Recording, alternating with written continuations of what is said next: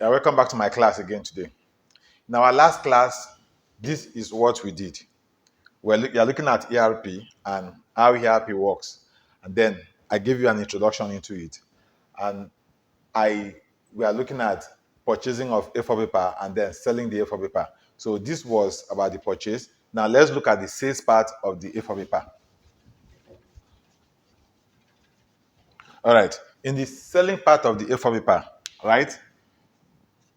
Um, Don't forget, the paper is already in the store. We have it in stock. Now we want to sell it. A customer has come to purchase.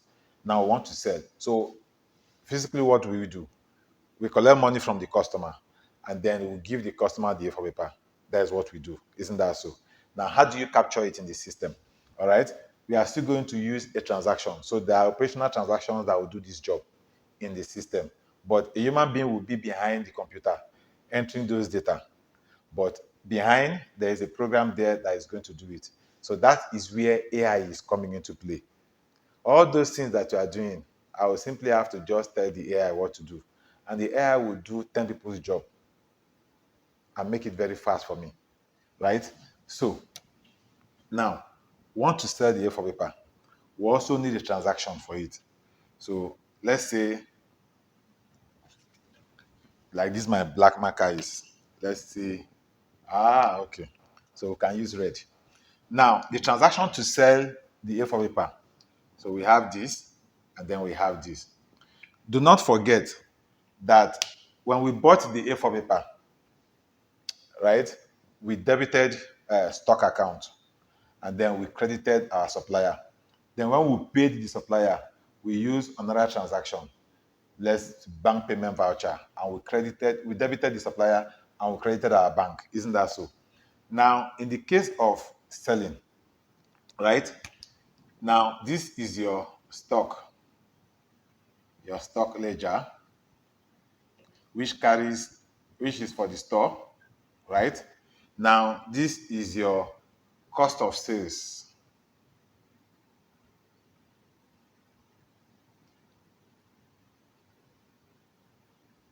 This is your cost of sales. So what would you do here? Now, in this case now, you are going to credit your stock, and then you are going to debit your cost of sales. Now, this is simply the flow, meaning the credit is for the guy that is giving. The debit is for the guy that is receiving. Do you understand? The debit is for the guy that is receiving. The credit is for the guy that is giving. So the product is moving in this direction. So product is moving in this direction. All right. So at this point now, when we now sell it to the customer, what then will happen? We'll use another transaction. We use one transaction to do this, and then we use another transaction for that sales. But one transaction in some ERP softwares can actually do this job, right? Um, some call it consignment sales, right? Come delivery. So that transaction can actually do this job. Just one transaction. You write the program to do all this job and to make your life very easy. Now, after you have done this, which is your stock ledger and your cost of sales. Now, this cost of sales is just to show you how much you bought. So the cost of the product, right? So maybe you bought it at 10 naira. Now you want to sell. So you are going to use another transaction to capture this. And what would be that transaction? In some ERP, one transaction can actually do this job, and the one I'm going to show you now. Because you need to capture your revenue, right? So how do you do that? Now in this place now, revenue, there are actually two things you will do here. You will also what? Your VAT payable. So you credit your revenue, you credit your VAT payable, and then you debit your customer. So you see all the way from supplier to customer. And then you can see the transactions that are in between to enable you to achieve this. So you are going to, some people will use one transaction to actually do these two jobs. Some applications will use different transactions to achieve it, right? And this has to do with sales. Now, this is the part of sales. I told you, so you can see procurement, inventory, sales, HR, finance. You can see how everybody has been captured in the ERP software, right? In writing the program.